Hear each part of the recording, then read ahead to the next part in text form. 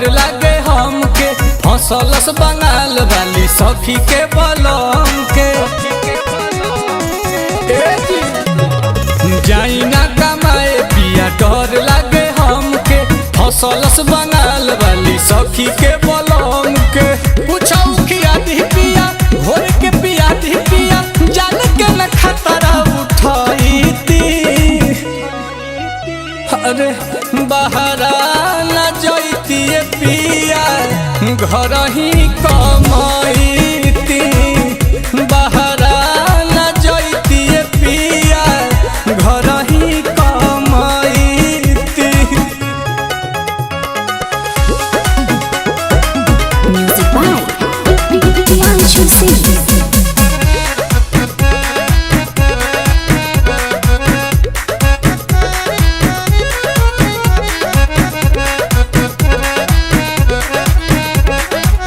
मारब चाहे भल डांटब ये राजा दोसरा के कोरा न साटब माया त बाँट लेब ये हो बलमुआ रावा के हम कैसे बाँटब रह घरे हो हमरे जरे हो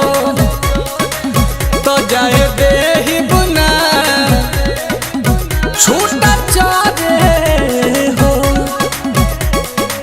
कही तत दिन रात सुगा लेखा दूध भात अपने ही हाथे खियाईती अरे बहरा न जैती पिया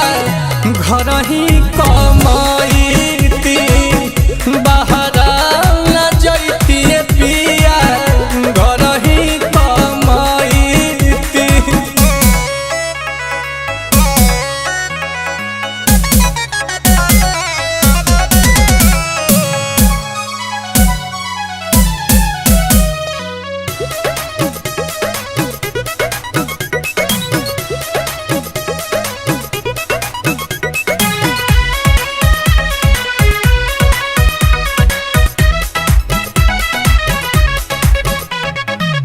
कभी है जोग बड़ी होली जोगिनिया जानता नी बंगलिनिया नील कमल जाइब तपा काले आइब